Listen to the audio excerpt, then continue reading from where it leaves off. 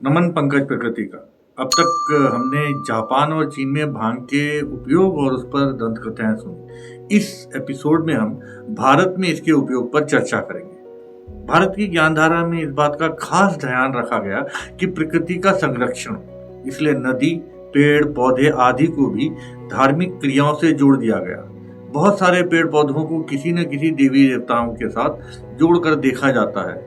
इसी क्रम में कुछ पेड़ पौधों को अन्य से अधिक महत्व दिया गया।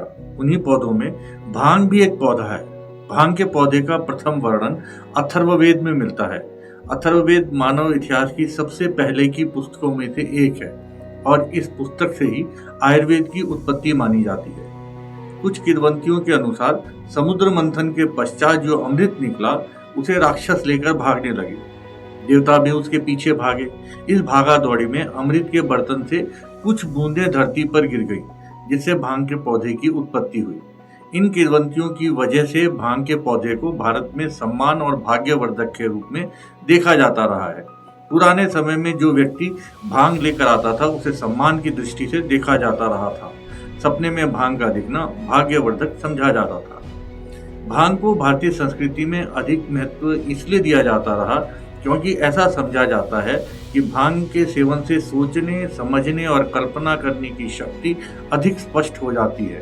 भारत में कुछ धार्मिक और भिक्षु लोग भांग का सेवन इसलिए करते थे क्योंकि इसके सेवन के द्वारा वो भूख और प्यास पर विजय पा सकें और योग और ध्यान पर ध्यान केंद्रित कर सकें। कुछ विद्वान शिवलिंग पर भांग और धतूरे के अर्पण को प्रतीकात्मक रूप में देखते हैं।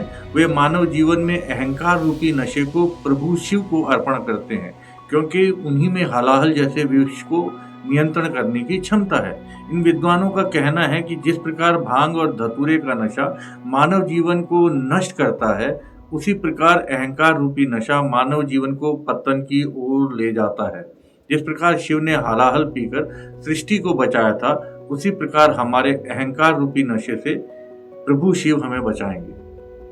भांग का उल्लेख भारतीय धार्मिक शास्त्रों में अधिक नहीं मिलता, परंतु तांत्रिक साहित्य में भांग का बहुत अधिक गुणगान किया जाता है। भारतीय ज्ञान धारा में ईश्वर सात्विक, राजसिक और तामसिक तीनों मार्गों से प्राप्त होते हैं। भगवान शिव हर ज्ञान के कारक माने गए हैं और वो तंत्र के भी प्रणेता हैं। संभवतः यही कारण है भारतवर्ष के अधिकतर शिव मंदिरों में शिवलिंग पर भांग के पत्तों को चढ़ाया जाता है और शिवरात्रि के पर्व के दिन प्रभु शिव के भक्त भांग का सेवन करते हैं। व्यापारी वर्ग बलराम भगवान कृष्ण के भाई को भांग समर्पित करते हैं और स्वयं भी सेवन करते हैं। काशी, बनारस, हरिद्वार आदि जगहों पर कई कट्टर हिंदू जो शराब का सेवन नहीं करते, वो व्रत तोड़ने के लिए भांग के शरबत का प्रयोग करते हैं क्योंकि वो भांग को सात्विक मानते हैं। राजस्थान की कुछ पुरानी किताबों में उल्लेख है कि युद्ध से पूर्व कुछ योद्धा सीधी अर्थात भांग का प्रयोग करते थे, जिससे शिव की शक्तियों को जागृत कर सके। आज भी बंगाल में दुर्गा पूजा के त्योहार के अवसर पर पूजा के आखिरी दिन भांग की पत्तियों का पेय घर के सदस्यों और मेहमानों को दिया जाता है। बंगाल के बड़े शिव मंदिर जैसे तारकेश्वर मंदिर में भांग का भोग लगाया जाता है। इसी तरह बंगाल में त्रिनाथ पूजा में भी भांग का प्रयोग किया जाता रहा है। उड़ीसा में जगन्नाथ यात्रा के दौरान भगवान जगन्नाथ के भक्त भांग का सेवन करते पाए जाते हैं। उत्तर प्रदेश में भी दुर्गा पूजा होती है, परंतु उत्तर भारत में दुर्गा पूजा के मौके पर भांग के सेवन का प्रचलन नहीं है। सिख समुदाय में 40-50 वर्ष पूर्व तक धार्मिक त्योहारों पर भांग का प्रचलन था, परंतु पिछले वर्षों में इसका चलन कम हुआ है और शराब का सेवन बढ़ा है। असम में भांग का प्रयोग काफी कम होता है। संभवतः इसका कारण आसाम में अफीम का अधिक उपयोग होना है। इस प्रकार हम देखते हैं कि भारतवर्ष में भांग का प्रयोग धार्मिक, सामाजिक रूप से बहुत लंबे समय से स्थापित है। आज भी साधु सन्यासी भांग और गांजे का सेवन करते हुए आपको रास्ते में मिल जाएंगे। इन्हें हे दृष्टि से न देखकर सम्मान की दृष्टि से देखा जाता रहा है। भारत में इस्लाम धर्म के अनुयायी इस्लाम में शराब पर प्रतिबंध होने और भांग के बारे में कुछ नहीं लिखे होने के कारण भांग का उपयोग कर लेते हैं। भारतीय ज्ञान धारा में भांग का औषधि के रूप में भी काफी प्रयोग है। इसका सबसे पहले जो उद्धरण किया था वो सुश्रुत ने किया था, जहां उन्होंने इसे कफ शामक के रूप में पहचाना है।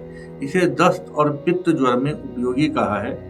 राज निघंटू जो एक आयुर्वेद की प्रमुख पुस्तक है, जिसे नरहरि पंडित ने 300 ईस्वी में संपादित किया था, उन्होंने भांग के पौधे के बारे में विस्तार से लिखा है और इसके औषधीय प्रयोग बताए हैं। उन्होंने भांग को कषाय, आनंद प्रदान करने वाला, कफनाशक, वायुनाशक, कब्जहर, स्मृति वृद्धि करने वाला, भूख बढ़ाने वाला बताया है। सारंगधर संहिता मुगलों के समय लिखी गई थी, उसमें से कामोदीपक के रूप में बताया गया है।